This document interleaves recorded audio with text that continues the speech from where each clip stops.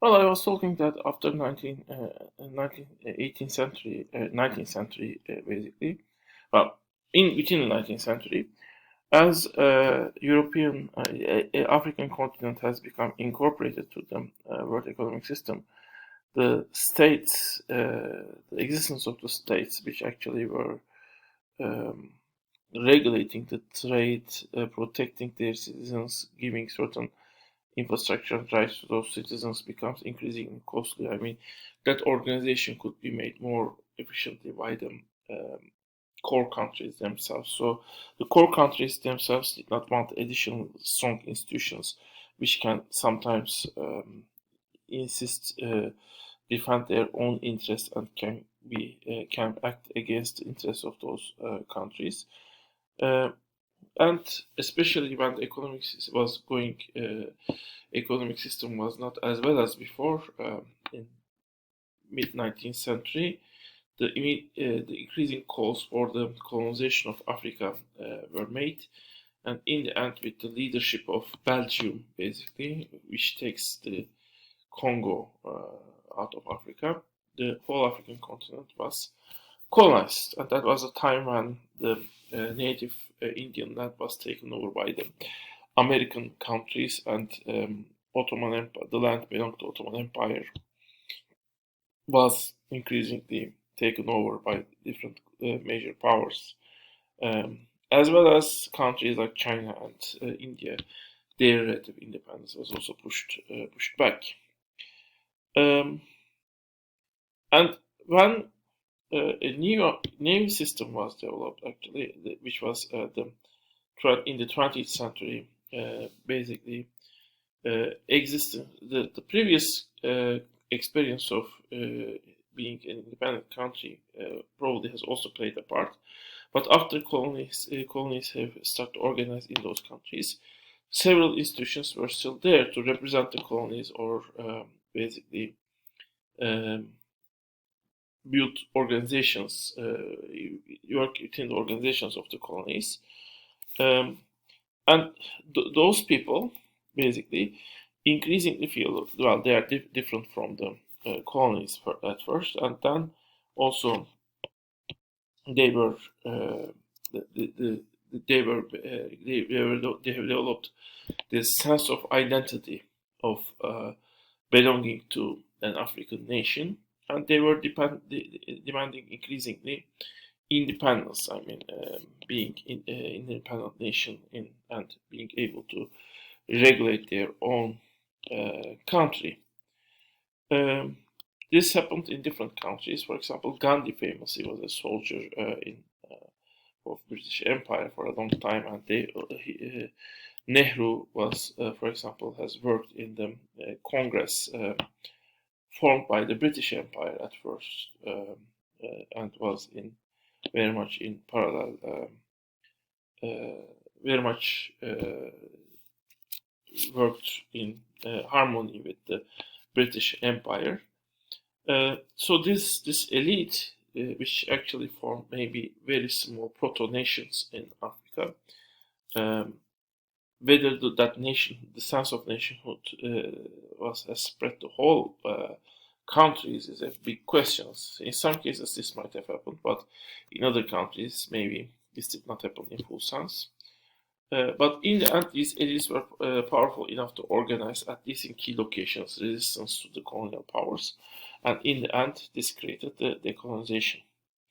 Well, how can a country get weaker against uh, um, against the global power? One interesting example is United States. For example, United States was famously before Civil War a country which was actually selling the input materials to the developed countries, basically cotton, which was developed in the south.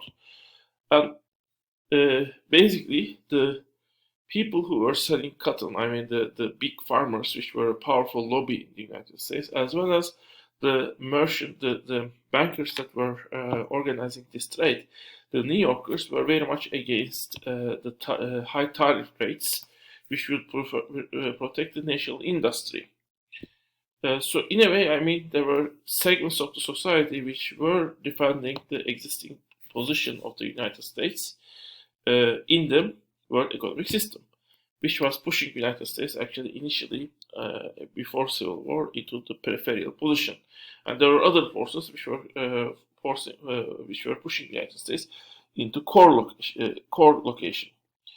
And the advantage of the North was it could also add or combine its major aim to put tariff rates, restrict free trade, and basically protect its industries, which might be unfavorable policies against for Britain and France, for example.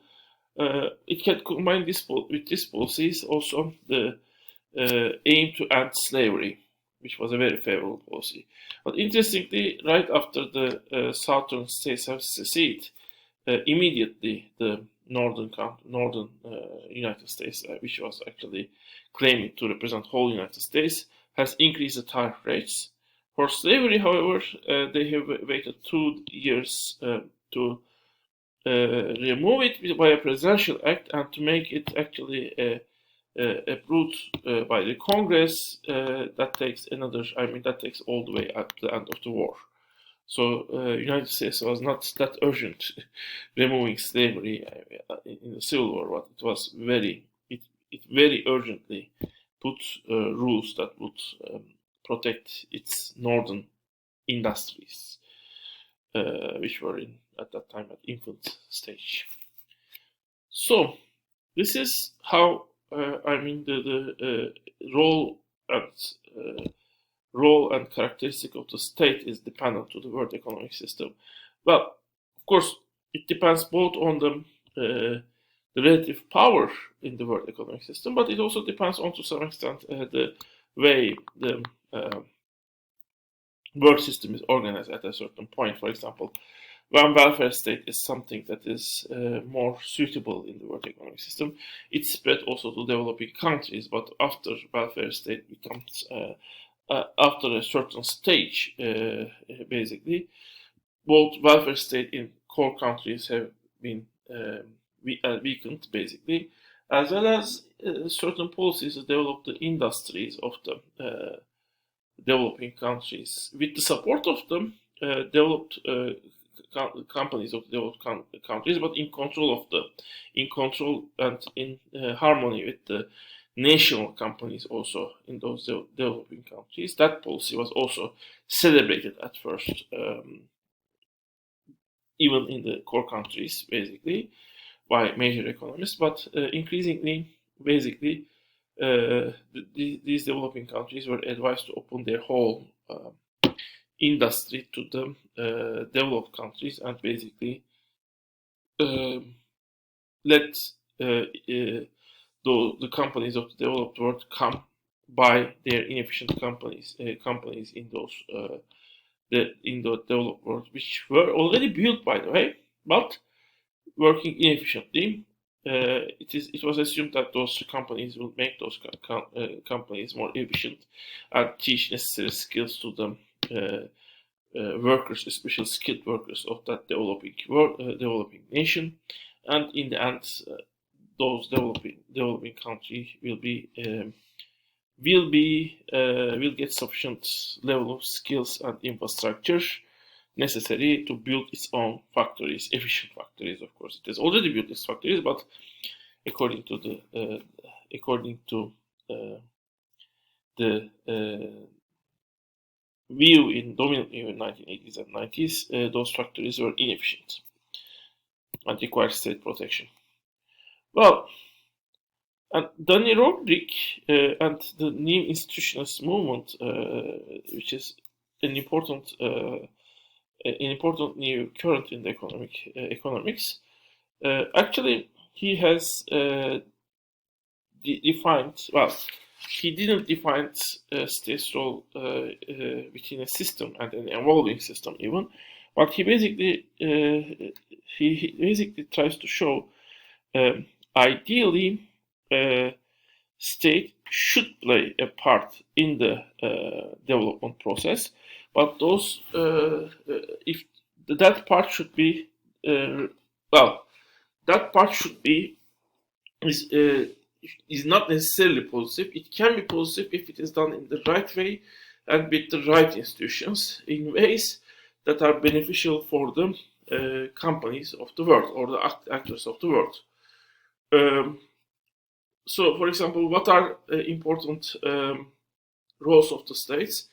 Development banking, which is actually at the time when your companies are not able to get international financial get sources from the international financial markets, you develop banking sector, which is actually which will lend money to them to your businessman. Ziraat Bankası and Halkbank were examples of those banks in Turkey. Setting targets, basically you might support the industries, but you might set targets. I mean, determine a production level or productivity level might be those companies need those levels to get further support from you. Price controls, basically you might control prices so that the prices won't, even if globally prices fall to low values, with some state support. So your small or developing industries, which could actually go bankrupt by this fall in prices, might actually survive because prices are fixed at a certain point. And the price controls might also help your labor force to remain productive and healthy. Because basic needs of those labor force might also, the price of those needs might not increase to very high values thanks to your control.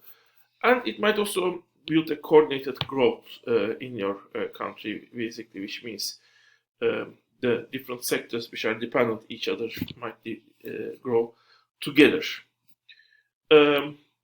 So the states, when they especially try to develop an industry and sustain an industry production base, which is important for the economic system, according to Rodrik, I believe Rodrik has wrote this on this, they should develop an industrial policy, which actually can also be applied to agricultural policy and service sector also.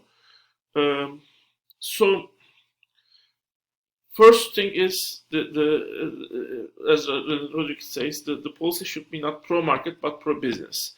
So it should do it should basically aim the businesses become competitive and efficient, not the markets work as well in an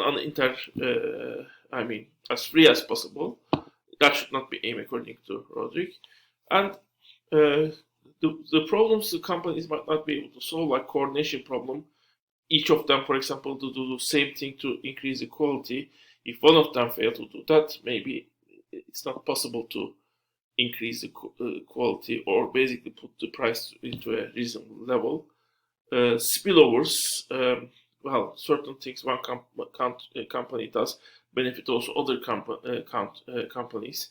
Externalities, similarly, I mean, a certain product that is consumed by one person or company might benefit other companies or harm other companies or other companies or other people, population in general. Those problems can be solved by the industrial policy. And problem of supervision, I mean, when you basically create agreements and certain rules, you should also supervise supervise whether your policy is running as you have expected in an efficient way, or whether the companies are basically cheating you in terms of, for example, spillovers. When there are spillover benefits, basically you might be paying to the companies, but the companies might basically cheating you. They might show as if they are creating some spillover benefits. In fact, they are not creating it. For example, it might look as if they are doing R&D search, but they might actually not doing nothing, and you might be cheated. Anyway,